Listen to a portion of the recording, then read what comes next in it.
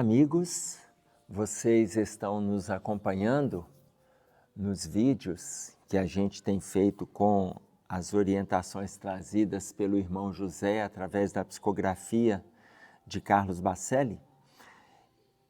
E eu espero que vocês estejam bem, enquanto a gente vai aqui nessas lutas da terra, tentando entender essas mensagens simples que o irmão José vai trazendo para nós, simples nas colocações, simples no entendimento e difíceis de serem colocadas em prática. E aí a gente vê se está difícil a gente colocar em prática na simplicidade, imaginem na complexidade que as coisas vão se apresentando para nós.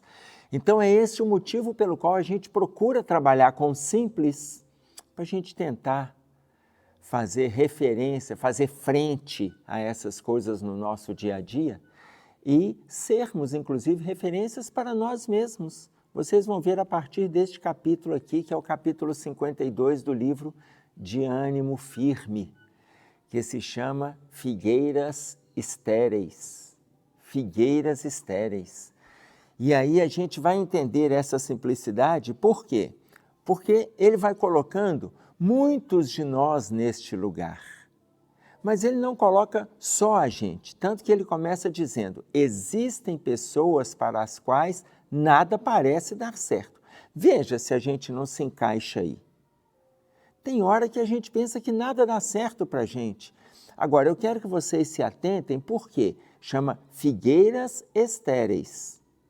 Porque nós temos também parábola da figueira, e temos a parábola da figueira, porque a parábola da figueira e a figueira estéril é a figueira seca.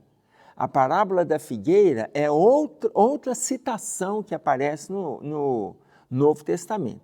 Eu estou fazendo referência aqui ao capítulo 21 de Mateus. Então, quando ele fala para nós da figueira estéril, eu anotei aqui que esta está no capítulo 21 de Mateus, dos versículos 17 ao 21. Então, anotei para a gente não ter a dúvida, porque quando a gente vai pesquisar, tem outras colocações ali sobre parábola da figueira. A figueira estéril, ele vai colocar para a gente que existem pessoas para as quais nada parece dar certo. Todas as suas tentativas no campo das suas mais íntimas aspirações parecem frustrar-se. Então, vamos entender a partir do título. Primeiro, pegando a parábola, né? Contando para vocês que Jesus tinha passado a noite na cidade e depois ele foi passado o dia na cidade com seus discípulos, depois ele foi para Betânia para descansar, para passar a noite. E saindo de Betânia, já a partir do versículo 18, saindo de Betânia, ele teve fome. E aí, quando fala ele teve fome e viu ao longe uma figueira, ele se aproximou da figueira junto com os seus discípulos, porque a figueira já estava recheada de folhas. Quando ele chegou lá para procurar o fruto, ele não encontrou o fruto. Quando ele não encontra o fruto, ele disse que ninguém coma mais nenhum fruto de ti.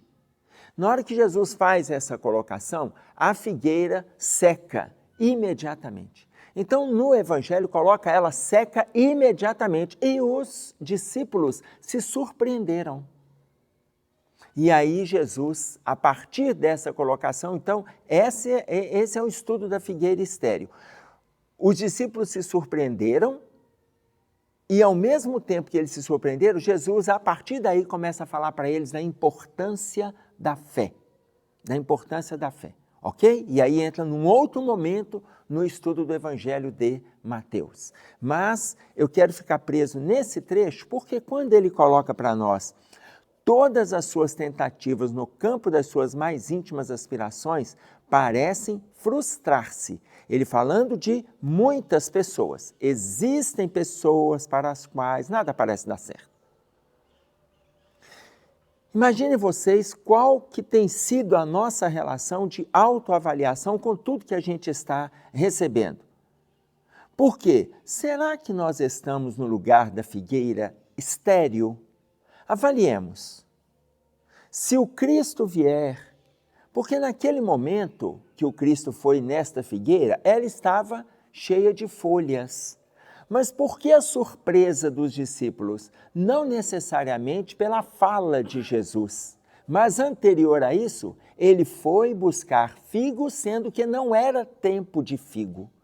Ora, se a gente vai buscar uma fruta, a coisa mais natural, e aí eu estou falando natural relacionada à natureza, porque depois nós vamos fazer um paralelo conosco. Se a gente vai buscar uma fruta no tempo que não é daquela árvore se frutificar, daquela árvore oferecer a fruta para a gente, é natural que a gente não encontre aquela fruta.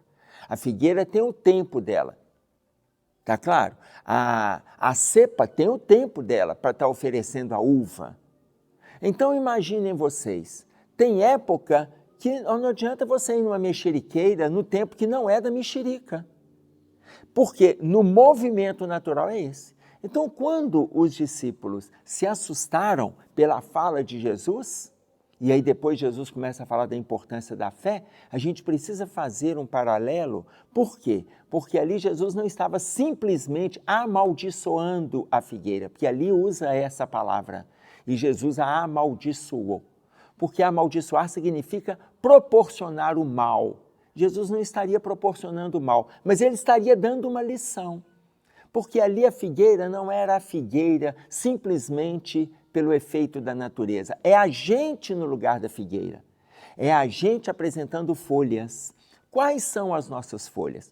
Ora, isso que eu estou falando aqui com vocês são folhas. Isso são folhas. Tá claro?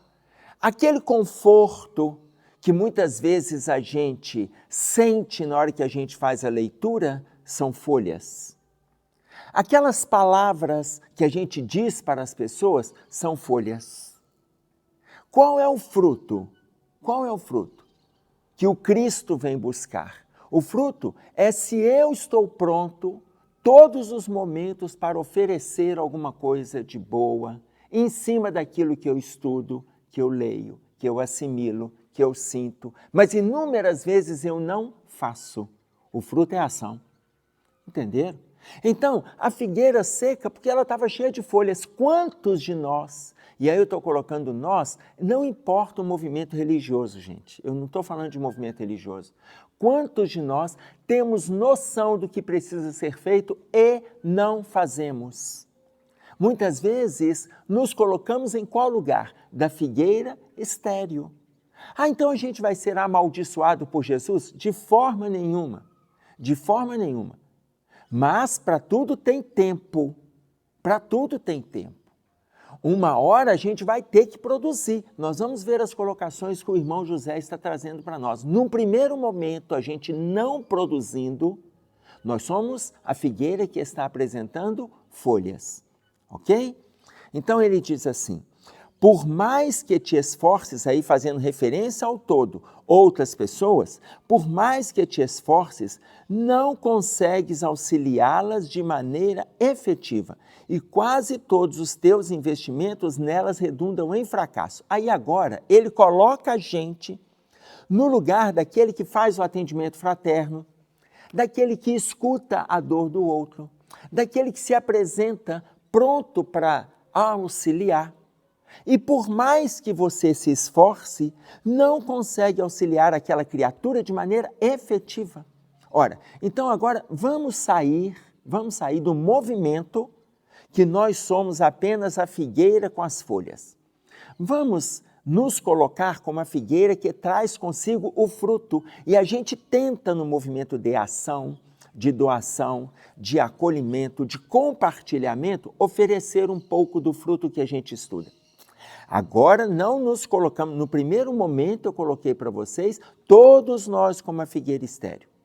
Agora eu estou colocando que nós estamos neste momento de estudo, de investimento, de trabalho, nós já estamos apresentando algum fruto. Aquele que chega para nós de forma estéril, que não consegue ver nenhuma perspectiva, não consegue ver saída, aquele que não consegue.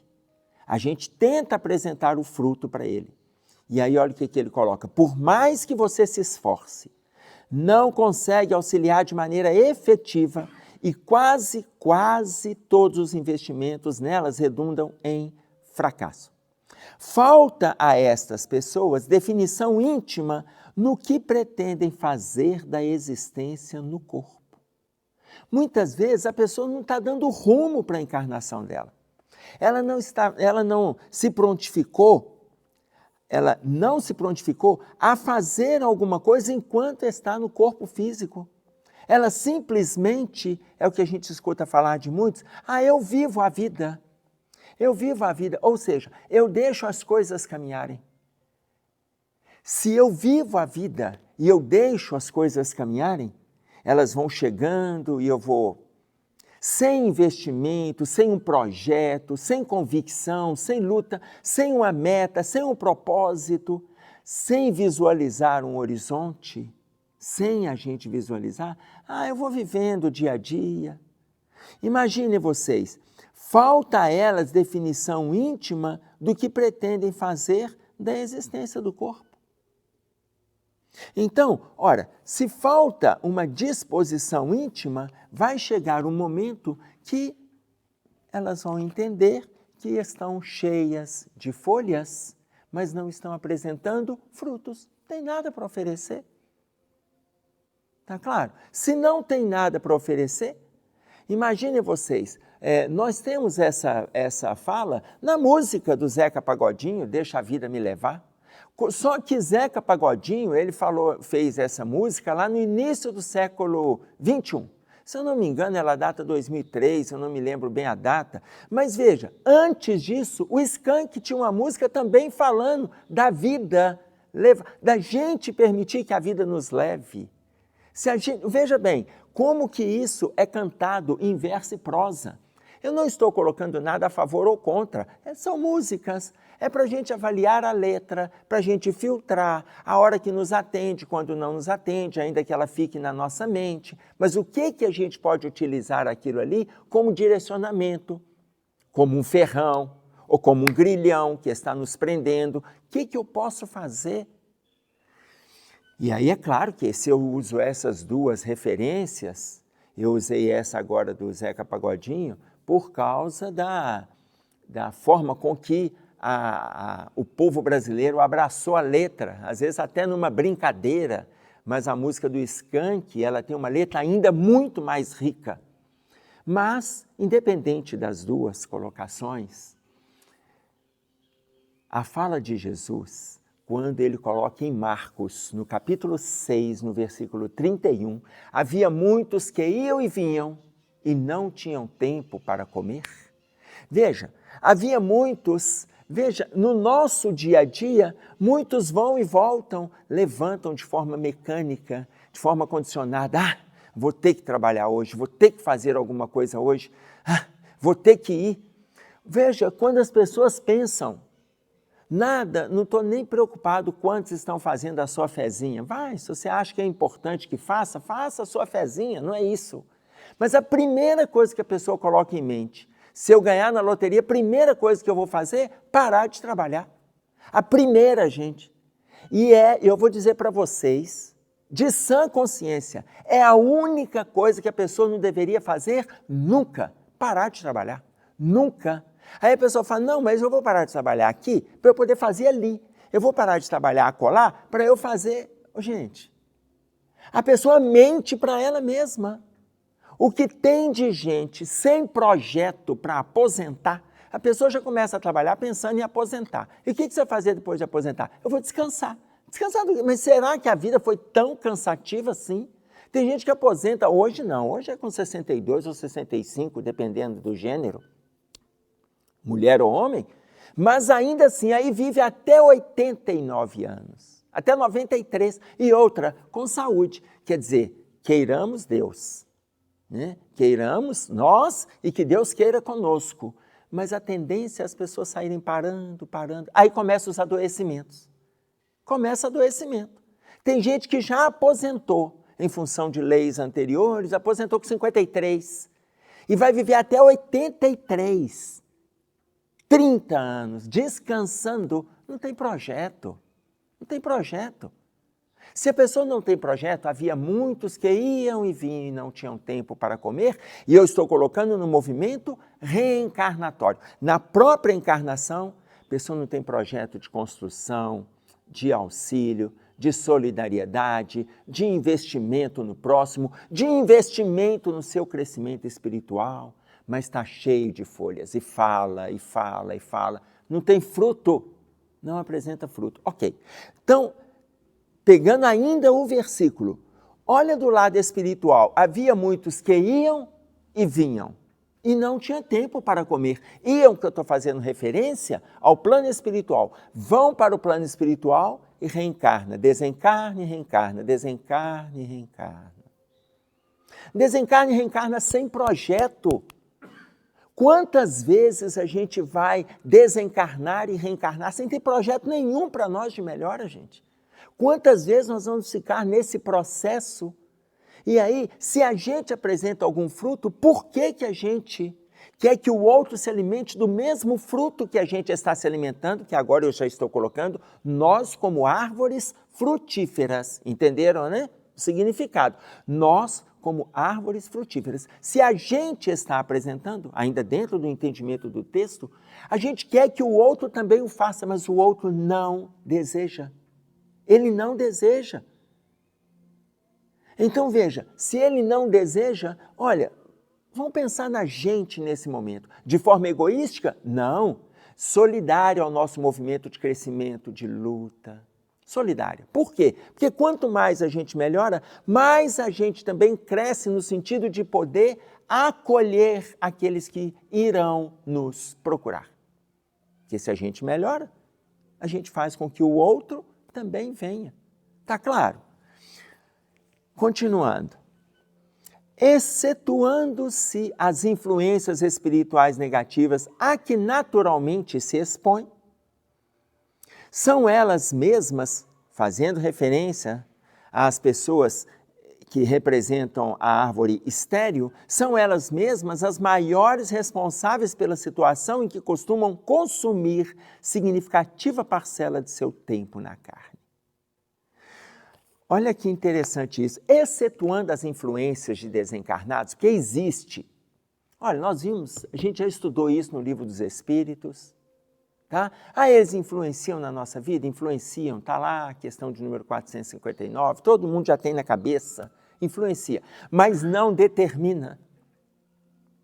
Se nós formos colocar em porcentagem a influência do espírito, ela é no máximo 49%. Se nós colocarmos em porcentagem, olha, mas como 49%, gente, a pessoa já está praticamente subjugada.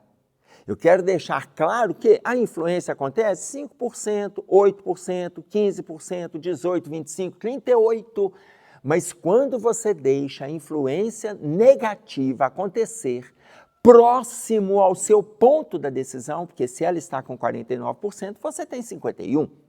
Mas se você deixa aproximar, o que tecnicamente a gente chama de empate, se você deixa aproximar, você praticamente entra no processo de subjugação.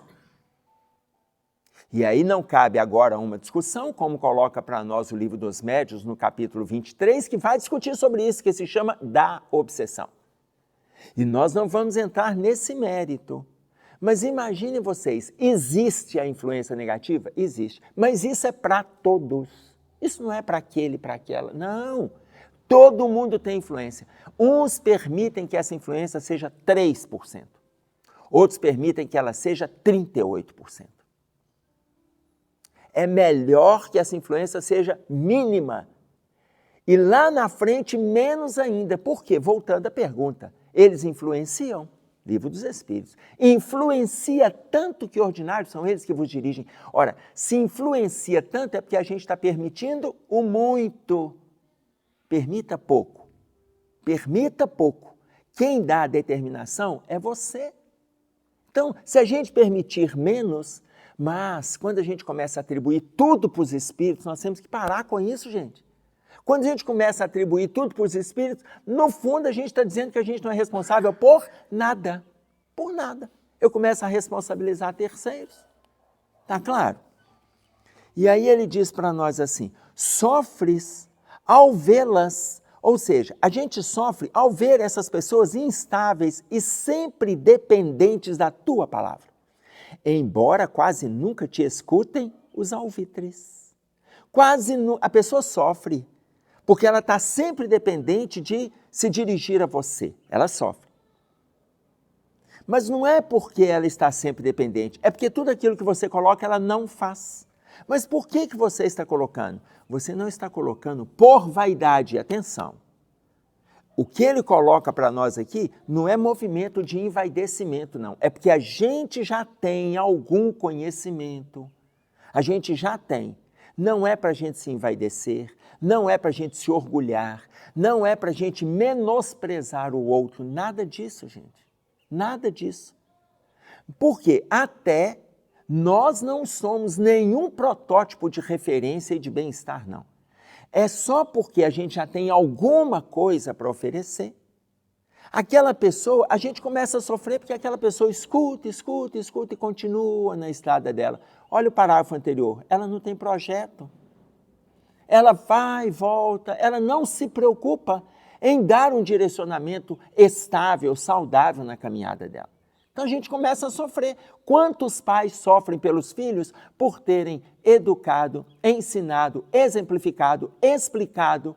Quantos pais e os filhos vão fazendo caminhadas tortuosas, embora os pais tenham caminhadas lúcidas, tenham caminhadas dignas, tenham passos saudáveis, e os filhos sabem que depois de sofrer 3, 5, 8 anos, eles têm aonde recorrer, porque os pais continuam sendo referência. Mas nunca faltou orientação dos pais. Por quê? Porque os pais, naquela orientação, jamais foram figueiras estéreis. Quando se propuseram a ter os filhos, apresentava o fruto do educar. Do educar, que do latim educere é desenvolver o potencial, tirar o potencial de dentro do filho, apresentar o potencial para o filho, viram as condições que ele tinha. Quantos pais apresentaram frutos? E os filhos foram escolhendo, foram debandando, fazendo escolhas tortuosas pelas trilhas. Tudo bem, gente, lá na frente ele volta para o caminho, mas aí começa o seu sofrimento. Enfim, olha o que ele coloca para nós. O que podes fazer além do que Deus tem feito para beneficiar essas pessoas? O que a gente pode fazer? Olha o tanto que ele coloca, como que nós somos limitados, que aí chegou o nosso limite. Olha, tem hora que a gente não tem o que fazer.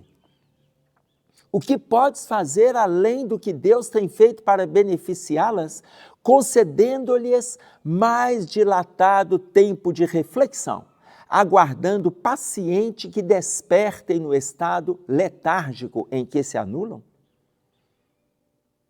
O que a gente pode fazer? Deus está oferecendo tempo.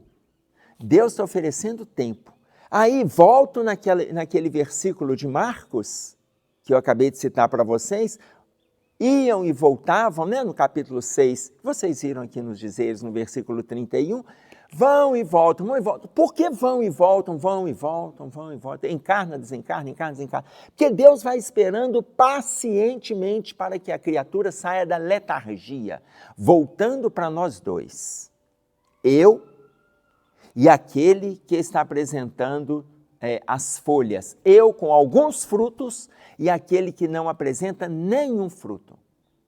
Agora, coloquemo-nos no lugar deste, que também não tem nenhum fruto, só tem folhas. A gente só fala, mas não faz. Coloquemo-nos.